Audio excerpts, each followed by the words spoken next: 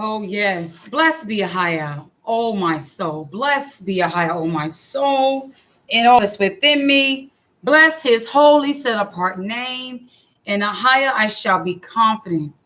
Bless Ahia, oh my soul. Bless I am that I am. Yes, bless him, bless him. As this video is titled, What Do You Need Blood For, Red Cross? Yeah, I was just getting some things done whenever like that around the house and had the news on. Here, let me get the daggone camera. You may not be able to see the picture fully, but I was just getting some updates concerning what's going on with Texas. Thank the Father for Brother Flash 87, Sister Rissy Quadari, any of my brothers and sisters that's out there in the state of Texas. The Father is sustaining and keeping them, Father, for giving them creative ideas to keep warm, to be fed, to have their sanity mind. Father, we just thank you, Father, for those resources for your children being provided. Okay, because our Father is our resource. But as the video is titled, Red Cross, what do you need blood for? What do you need blood for? Okay, so let me go ahead and press play on this here, and you can see what I'm saying. Now, mind you, people are seeking shelters in the state of Texas, okay, because they're probably frozen out of their homes. Some people might need dialysis or whatever. Some people, majority, are medically issued dependent where they need electricity. And so those things I can understand, by all means necessary, do what you got to do. But I need to know, why do Red Cross, Blue Shield, whatever, Red Cross, what do they need blood for in a time like this? During a pandemic, you want to be collecting blood. Press play. For blood supply. The Red Cross collects blood all across the United States. And here in Texas and other states, those drives have been canceled. RedCrossBlood.org is a way that you can actually go out and help by donating blood. So that would really be helpful. Explain to me. What do you need blood for? Why is it that these people who are wanting to be helpers, Red Cross, we know y'all help out, behind the scenes with like disasters. Like every time something hit the fan, y'all want to collect blood. Okay. My question is I'm not going to be before you long. I just really want somebody to think about this. Why do they need blood? If somebody in the state of Texas has canceled the blood collection, which means this time we come to help y'all, we're not going to ask y'all for blood. Well, you got that right. Them people need their blood to keep warm. Them people is cold over there. And you going to ask for some blood? Could it be you need some blood for a sacrifice so that you can put some blood on an altar to go to your demonic deities?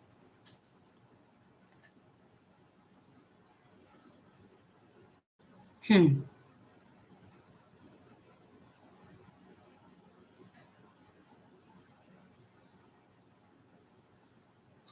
going to find something out.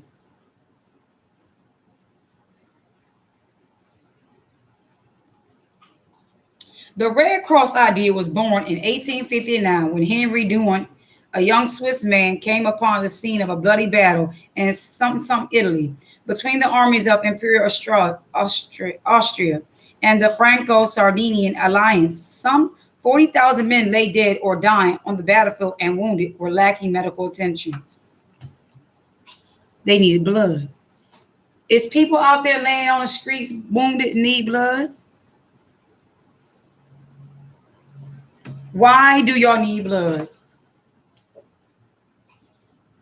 And tell us about how the ongoing coronavirus pandemic is impacting your organization's efforts to aid in the recovery. What protocols? Tell me that part. To ensure people staying in the shelters remain safe, and is there any attempt to help with the vaccine distribution, or is that completely on pause as other things are attended to?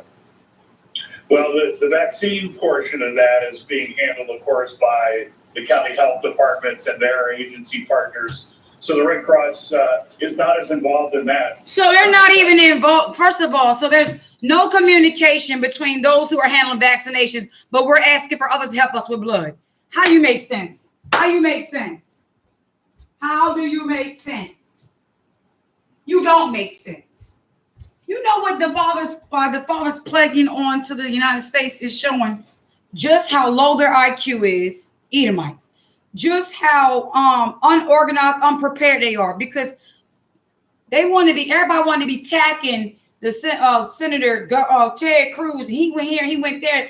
That's not y'all real problem. Yeah, that man, shouldn't went across the daggone Cancun or wherever like that. He should be there handling situations, but he ain't really controlling the weather. He ain't really right or wrong in that matter. All I'm simply saying is they just need to make something be a focus, to be something to release their aggression and anger on, rather than using their brains to come together and think of a productive way to provide them some answers. I don't understand why in the midst of a pandemic, actually plagues of my father, they're asking for blood. Oh, I know why you want blood. But I place this question out there for any brothers and sisters to please let this marinate in your brain. During a pandemic where a viral infection is going on in the building, he just stated they are not cooperating nor working with the ones over the vaccinations who are poking people with vaccinations, are handling something separate from those over here asking for blood. So if this person hasn't been vaccinated, it should be those that are vaccinated should be having numbers and records sent to those asking for. But you know what? Of course, they wouldn't do that kind of stuff. You got a group over here getting vaccinated, a group that's probably not vaccinated, a group over here trying to get help, a group over here collecting blood, a group over here taking blood. What you can't just focus on during times of crisis, weather situations, or anything that shakes a person's lifehood. You can't just focus on the weather. You need to be looking at the people that's the main people's health. The main one everybody been eating out of their hand. Look how they look what their answers are to regards to when crisis comes. Look how they handling it. Asking for blood during a pandemic. I wouldn't care if you were vaccinated or not vaccinated. There needs not be nobody collecting no blood. I don't care if you outside the state of Texas anyway. Nobody needs to be taking nobody's blood. We're certainly following all our COVID protocols. The only reason I don't have a mask on right now is I'm standing out in a field with nobody around me at all. So it's a little easier to talk to you today. But one of our big challenges is the COVID-19 virus. So we're wearing masks, we're social distancing, we've got all kinds of protocols in our shelters and among our staff. When we do our home fire work, we try to do that virtually if possible. So we've been very creative with dealing with the virus. We'll continue to. So now that after they got, look, it says power returns as they're dealing with a water crisis. I'm not trying to be funny, but I definitely do remember me praying, Father, that you will have these rich white supremacists, sorcery, wicked people, let their pipes burst. Lo and behold, the Father laughs at the calamity of the wicked.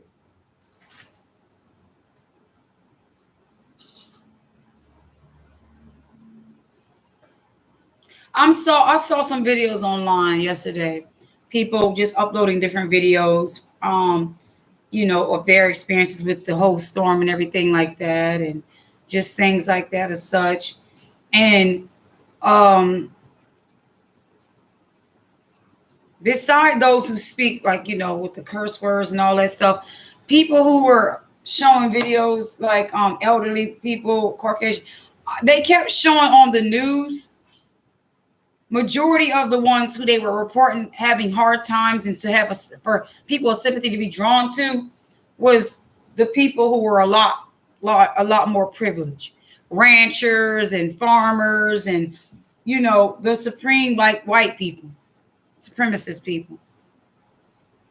I mean, on TikTok you might see somebody that's like our people here and there, or just the lowly and the poor, because my people are identified by those who are born again.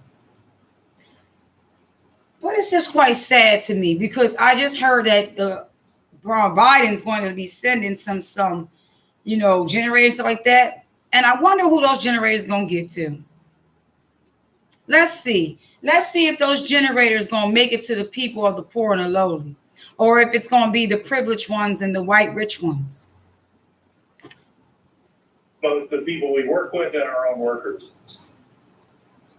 What has surprised you the most about this weather disaster? Is it the fact that, in our country, a weather storm causes so much despair? Was it the fact that the, energy infrastructure couldn't hold? What was the most surprising to you? You who've seen a lot of. The pride of Edom says, because I'm so powerful and I'm almighty and I'm God, my goodness, I didn't even think that a weather could question me. I didn't even think that weather could take me on. Weather doesn't have an opponent I can lock up and I can accuse and I could, deframe. I can't speak against weather. So what would be what was the first thing I thought when weather was my component? Gee, how do I face against weather? You mean to tell me I wasn't prepared? So because you live in an area where it's majority of the time warm, you never would have thought a snowstorm would come. Just like the days of Noah. Yeah, it hadn't rained in a long time when the days of Noah came. And they thought that Noah was a joke and he was crazy building an ark. Well, they may not have thought, there may not have been a Noah out there preaching against whatever or things of the such. But the thought to think that you are never to have to endeavor or encounter weathers being against you already says something about your pride. Nah, a snowstorm, nah. Silly you. We could even, I guess we'll sick our Texas Rangers on them. Can you sick your Texas Rangers on the ice and the pipes? Can the Texas Rangers take their little ropes and tie the pipes together and make sure they don't explode? Oh, proud Edom. Are they able to do that? Disasters. And I usually travel to the disasters. What does that even matter? What does that even matter? What was his impression? It's a slow rolling mess of misery. And it reminds me of what kind of happens after a hurricane, where so much of the infrastructure is devastated and so much is offline. But when you bring cold weather into that and people can't live in a home, it just adds a level of misery that's just unprecedented for anything I've ever participated in. Misery. Welcome to the good ship Misery. It's from a little movie called The Pebble and the Penguin, something my children and I used to watch. And when I watched that clip of The Pebble and the Penguin, when the little penguins were on a ship and they were all like in cages, I couldn't help but think that there was a little mockery concerning my ancestors, because in case someone doesn't think that we went on ships somewhere out there, higher forbid, just to let you know, it's mockery. They torment us all through their cartoon movies. And there's this movie called Pebble and the Penguin where they actually have a clip in that movie where they're on the ship and the guy Tubby or whatever his name, Huey, is trying to get to his love of his life, but he's being stopped by a mean, boisterous, proud bully penguin. And while he's on the ship, they come and give him food to eat like slop, something that the same thing they fed my ancestors when we were on those ships, And if a person was striking out to eat, they would take their teeth out and shove the food down their mouth. Well, I couldn't understand for the life of me why on that movie they found it necessary to put that mockery tip in there, or that scene of penguins being in there. And you know what those penguins begin to do? They begin to sing. And a little song was something like this. Welcome to the good ship Misery, Misery, bumping with a rusty. It says breakfast with a rusty cup. Welcome to the good ship Misery, Misery, where miseries all are. So in other words, they thought it was funny when we were in misery on ships singing and hurt, even down to the experiments of experimenting on slave women, to mess with their pregnant babies and all that kind of stuff. And studies are saying that Black women or Black people don't feel pain. So if they're crying out for misery, pay them no mind. Here we look now, y'all in your own houses and you can't even have comfort. So then what? When we were taken from our homes and boarded onto ships and brought to far places and separated from our family members, then years after that, oh no, wait, there's more. Then after that, we are deteriorated, taken from our language from us, taken from our identity from us. We are stripped. We are humiliated. We are embarrassed.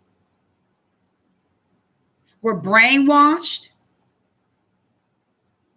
And then after that, we're set free according to them, right? We try to establish something and pick up the pieces, right? Not to mention the massacre that took place in Tulsa, Oklahoma, the Black Wall Street. But whenever we tried to do something as a people, wherever our sanity was, along came that devil to bring forth misery, to make us miserable. He wasn't happy unless we were miserable. So his state of being and his establishment of good life was based upon our misery. And I'm now hearing Texans not able to enjoy their ranches and their mansions and all the things they obtained by stealing. But what the code is saying to the walls that you establish is that there's a misery that you have set and found and set a foundation on. That misery now wants to require itself of you. Now it's time for you to pay. I cannot believe it here. What I'm learning a lot about Esau by the Father's judgments according to y'all. And what I'm learning is that even when weather comes against you, who you thought would always be on your side, you automatically assume that weather had to obey you. Weather only complies to the children of the Most High, because he already simply said that if you obey my commandments, that the earth will yield its fruit and I will send the rain. So the rain would be commanded to go forth on behalf of the children's crops. And now we hear the President Biden of the United States, okay, the leader of the Edomites and all those brainwashed children, say he's going to be starting to look at something like, or Bill Gates talking about climate control. Now you want to control the weather. It's about time. I thank the Father. He is putting you in the place you belong, because now you think you can control the climate. What's next? Are you going to tell the sun where to shine? Oh, you're going to tell the sun, I'm going to need you to go hide somewhere because I'm getting skin cancer and burn. What's next? You're going to put the sun on ships and send it off somewhere too? But if you could, you probably would. 265 counties. We had a winter storm warning for every county in the entire state of Texas. That's just mind-boggling. Oh my God. So it's getting a little better. It is It's getting a little mind-boggling. better, but we still got a ways to go. Well, Dan Hold Halliburton, on. we thank you so much. Y'all can for all already that you're see. doing for the But for people my of brothers and Texas there, sisters and out there in that those who state, love, and all the people I want that you to we know, wish them prayers are going up for safe y'all and are before the throne. drinking Father water, got his eyes on warm y'all. homes, all of those Don't things you that we take for worry. granted. We hope that When the we Lord read does Psalm something. 91, and that part that we read about, when we read Psalm 191, it's reassuring for our safety. But what we have to see is that it's the reassuring of our safety while he's making full end of all nations round about us. While he's destroying their homes and destroying their crops and destroying their vineyards and destroying their businesses and destroying them mentally and physically and spiritually in all other kinds of ways, Lees. You just sit back and just look. You're going to see it with your eyes. We're going to see and even hear the reports of the wicked. And what's crazy, the irony part of it is how they want to have an answer for everything. Notice out of all these things, they never say, I wonder why such things are happening. They put more thought to why the weather is not working on their behalf than they put more thought to why their police can't stop shooting and killing our people.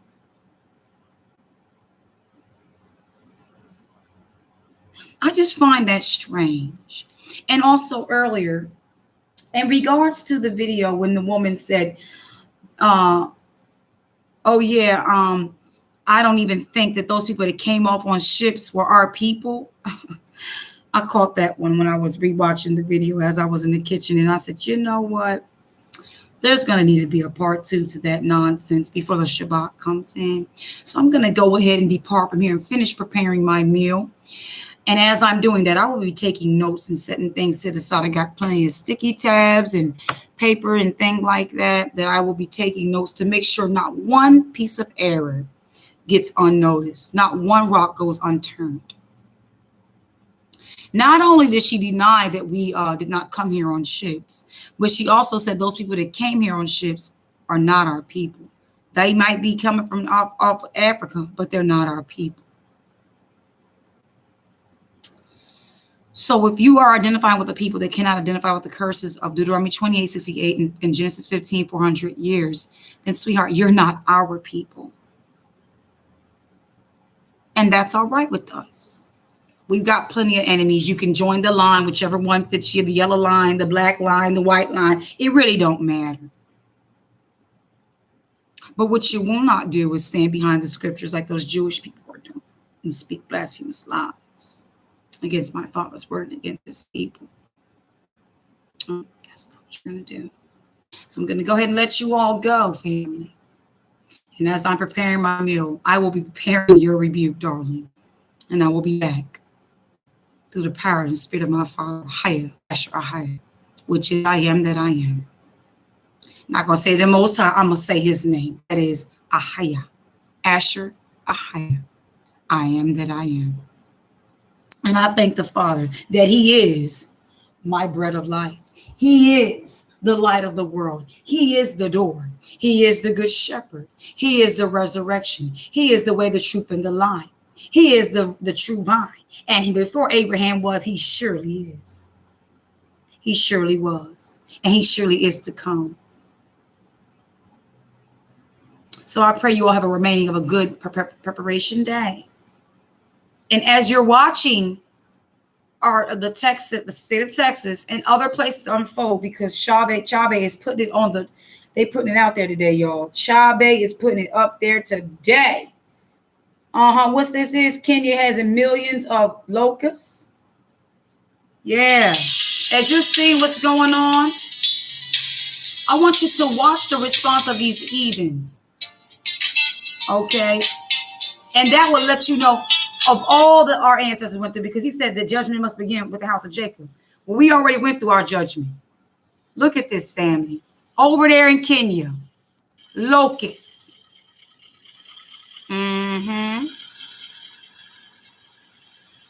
The plagues have been released upon the earth because the children of Jacob have been scattered by ships. Okay. Just want to remind you of that important part. Okay. Because not only that, but the Father said he would scatter us amongst the nations. Well, if there's water every darn where, how else was we going to get scattered? Were we walking, or were we on ships? Did they give us first class plane tickets, or did we ride on horses and carriages? No, beloveds, we came in on ships. Just keep that in mind. Keep that in mind. Perhaps someone comes upon us with videos and deceive many, and see, I'm not even moved about the simpletons. It's like, yes, sister, thank you for the yes, and I'm not worried about the simpletons that bob their heads. I'm not worried about the bobbleheads. They're the kind I just say, excuse me, pardon me, coming through. Okay, I'm getting to the head, just like Judith did. All right, when Judith had to go on down there and cut the head of the captain. All right.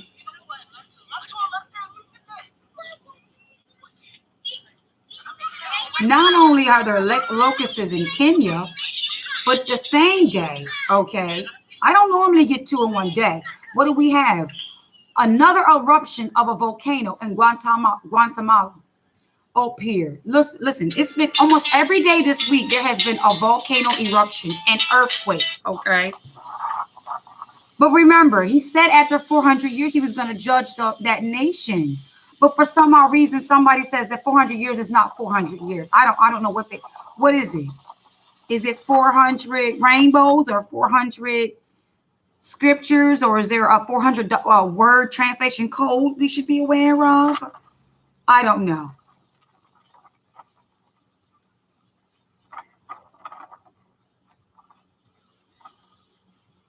You can go with yourself on Google and look at how many volcanoes happen, or just it's just so much you can't keep up.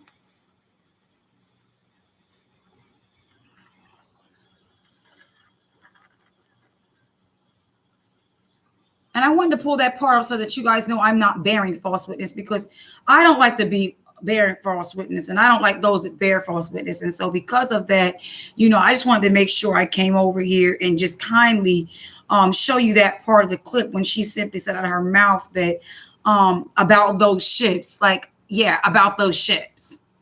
Something that's the spirit, even in the title of that channel of this video, even in those about those ships comment, I see the spirit that you're operating in. It's something like fangs, like you showing me fangs.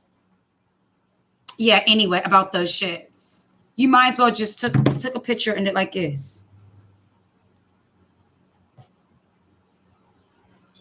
As experts in online education, Pardon this, Purdue University pardon this. all the flexibility you need to Hey, balance school, work. Let me go ahead and get the Bluetooth while the ad is on. I just really want to play this clip really quick if you all do not mind. Learn how to save on tuition and time online at Purdue Global.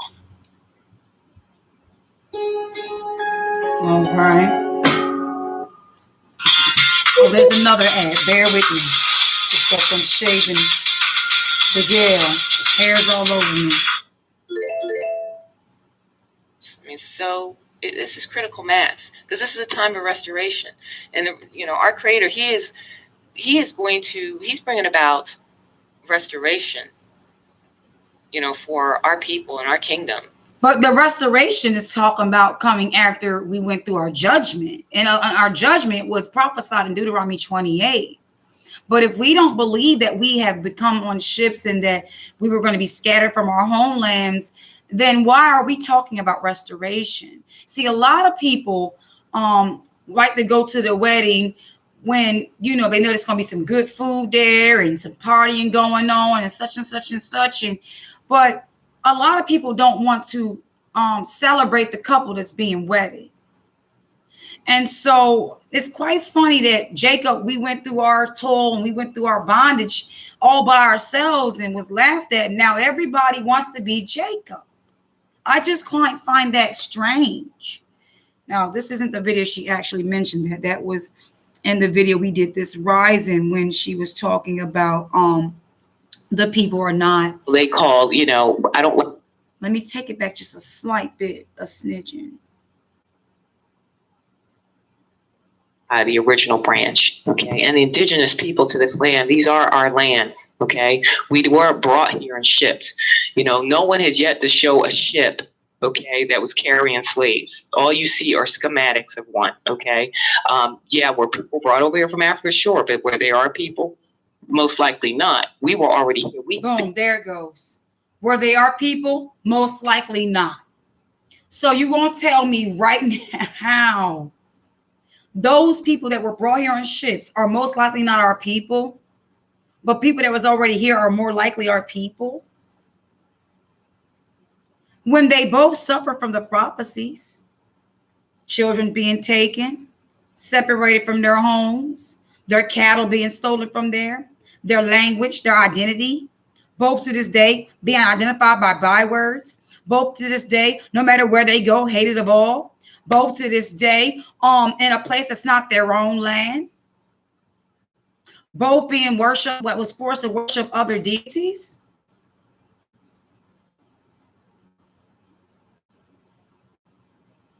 So you're going to deny to the Messiah. So the people that came on ships, who you're saying most likely are not our people, who you identify, basically the ones with Negroid features, which you say, these people are beautiful, and I'm not knocking nobody. Everybody's beautiful in the way the Father created them. I'm not here to debate which one's beautiful, which one's not. But according to what you're presenting to us, they look like Africans to you. Those with Negroid features look like Africans to you. And when they came here on the ships, they were not our people.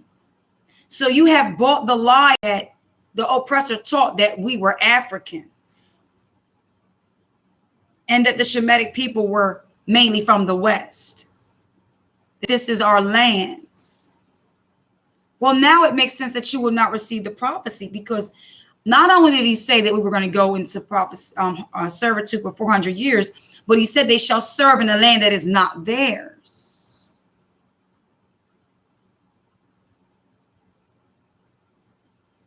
So when you look at the scriptures of what land he promised his children, they never obtained it due to disobedience and idolatry. Then there comes a new covenant. When we know what the new covenant, which means the new restored covenant, not only promises land, but it actually promises the earth. We can find that over there in Matthew chapter 5 concerning the Beatitudes. When they're persecuted for righteousness' sake. Let me just open it really quick. In Matthew chapter 5 is the Beatitudes, right?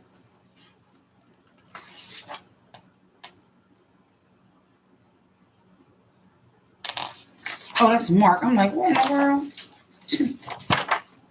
Okay, starting at verses 3. Well, and he opened his mouth and taught them, saying, verse 3, blessed are the poor in spirit, for theirs is the kingdom of heaven. They're poor in this kingdom, but they're rich in spirit. So it's not poor in the spirit, it's poor and in spirit. All right. Because if you live in accordance to spirit, which is the just shall live by faith. And what is the just? The Jeshurun, which is just or upright. Remember, Jeshurun means just, straight, and upright. Okay. So when you read just, it's the same as upright. When you see upright, it's the same as justified. It's also when that's why he says, and they were justified by the blood of the Lamb. So they were upright by the blood of the Lamb. The blood of the Lamb made them upright. They were no longer cursed. Now, when it says you read about broad is the way. What's that scripture, beloved? It talks about broad is the way. Matthew chapter 7:13. And it says, enter ye in the straight gate, see? And narrow is the way which leadeth unto life, few that be there that find it. So straightway is also the same as saying the upright way, he that walketh in uprightness. So the gate to righteousness and uprightness is straight, which is justified. You see how it all goes together? Just want to share that. So those that be poor in this kingdom and in spirit, theirs is the kingdom of heaven. Blessed are they that mourn, for they shall be comforted. Blessed are they which do hunger and thirst after righteousness, not after reparations, or not for vengeance, or not for being equal with the oppressor, or not seeking and hungering after traditions of man or just ancient stuff. Hungering and thirsting after righteousness. And I like that a lot, because it's a real big difference between, it's like it's the drawing line between the wheats and the tare. You see, the tares out of this whole judgment, or out of what they're going to get after 400 years, is they're not going to see themselves and what they have done to get here. They're going to look at everybody else like they did wrong. So what they're really saying is the Father did wrong. They have not learned from their judgment.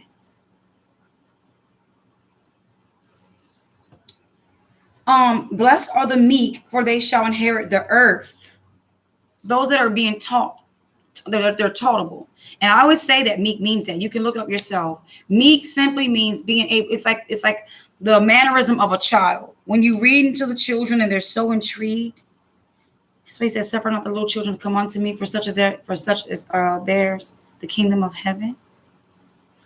A meek person is an eager word, like willing to learn of the Most High. And if a person's talking to them, and like if I'm talking to a child, there's a certain demeanor or communication I have with a child. I don't talk to a child the way I talk to an adult. So I need to bring my level of knowledge according to my tongue and language to the manner of a child.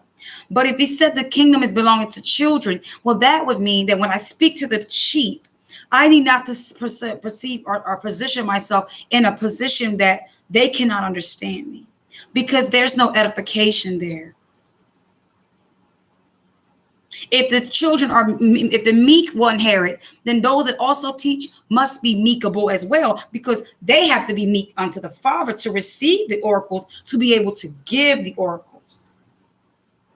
If they're not meek with the Father, they can't be meek with the sheep, and the sheep that are meek will not eat from them.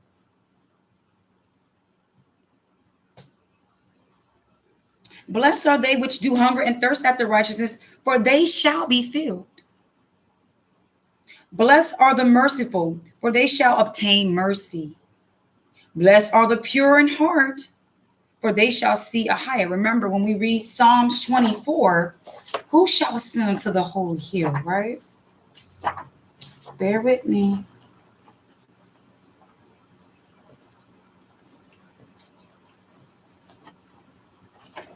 Almost there.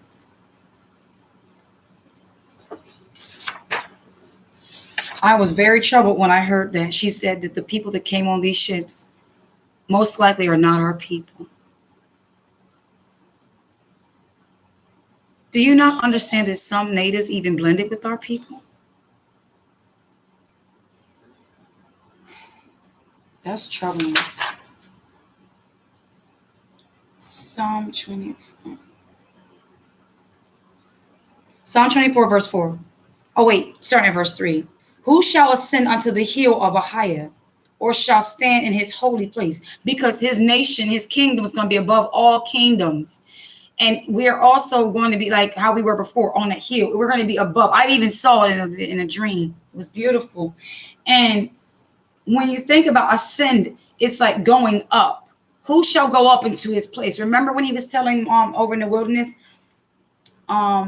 Moses can come up to the mountain, but not the people. And also, who will dare draw nigh in Isaiah 43 when he said, bring all your witnesses, right? Let them come nigh. Then let them speak, and then let them hear. And then you read, hold on, let me get it. He says, who will dare come nigh unto me? Right?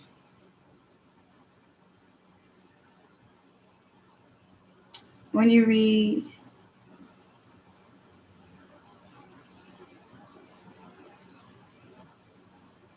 I guess I should start at verse 10 of Isaiah 43, when it says, ye are my witnesses, saith the Highest, and my servant whom I have chosen, that ye may know and believe me, and understand that I am he.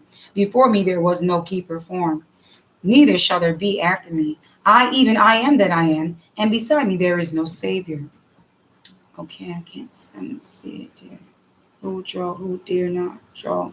Who was this that would dare not come? It might be Isaiah 50, but thus saith the higher, your Redeemer, the Holy One of Jacob. For your sake I have sent to Babylon, and have brought down all their nobles and the Chaldeans, whose cry is in the ships. You know what that means? Whose cry is in the ships? The Chaldeans' power and their, whenever you hear the cry, it's the voice, the power, the strength, the calling of, and the prophets. They cried out to the people. That is the beckoning and the calling of the Father through the prophets. The cry of the Chaldeans is in the ships. So when the Chaldeans' might was passing us by ships, and we came here, and we had cries in there. When he says, for your sake, I have put the cry of the Chaldeans in the ships, he has put the same consequences of what we went through on them. Because he said that in Revelations 18, to repay her double as she had done unto you. So what has been done to us will be done unto them. We can already see, if we want to have an understanding of what these heathens are going to be going through, we can look at what we went through. Because he said judgment must first begin there. So if you want to understand understanding of the Father's judgment, you would really look at the word and the prophets. Because he said he will do nothing lest he revealed it to his prophets. So the prophets already have the answers for us of what it's going to be, what it was, and what it shall be. For there is no new thing under the sun. That one thing he has required, he shall require of it. So I don't understand. Look, he just said that. I have sent to Babylon, I have brought down all their nobles and Chaldeans whose cries in the ships. Thus saith the high, which maketh a way in the sea, and a path in mighty waters, which bringeth forth the chariot and horse, and the army and the power. They shall lie down together, and they shall not rise. They are extinct. They are quenched as tow. Remember ye not the former things, neither consider the things of old. Behold, I will do a new thing. Now it shall spring forth. Shall ye not know it? I will even make a way in the wilderness and rivers in the desert. You know, I don't understand how anyone can speak against the ships. I really can't. Back to Beatitudes, Matthew 5. Pure in heart shall ascend into his hill. So if those who are not walking uprightly and not speaking the truth from their heart, they're not ascending to the holy hill. You can talk about the kingdom all you want to, but you won't see it. All right. Blessed are the peacemakers, for they shall be called the children of Ahiah. Blessed are they which are persecuted for righteousness' sake, for theirs is the kingdom of heaven. Persecuted for righteousness' sake. We know that it shall be our righteousness if we do these commandments. Those that are bounded by the commandments. When you read Deuteronomy 30, it says, when it comes to pass in the land,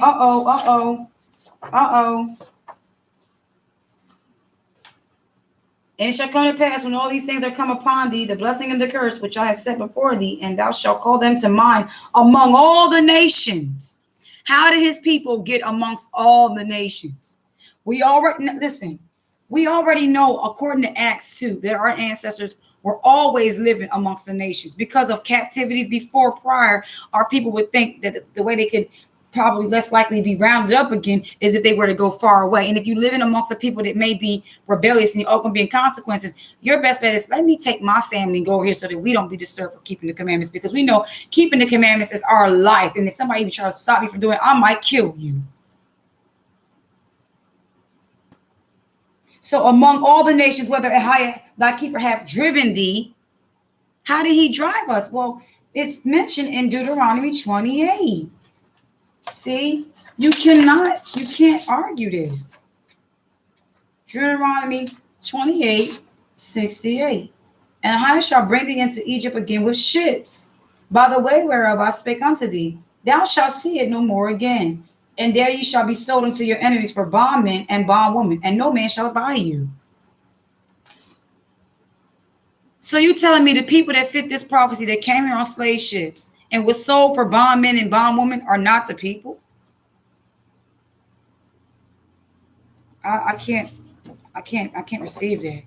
I won't.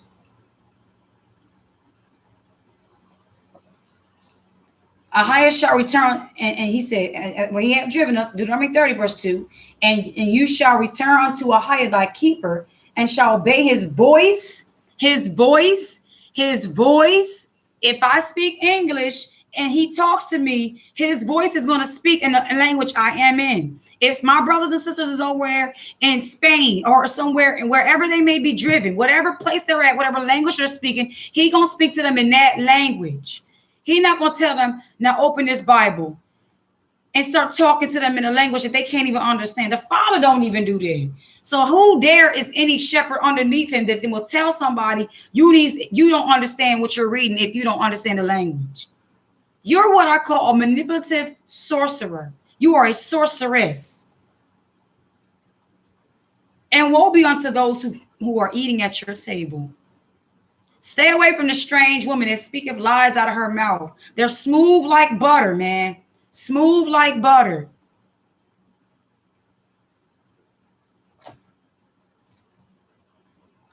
Obey his voice. Do you understand? Even in Deuteronomy 4, that Moses, take heed to yourself.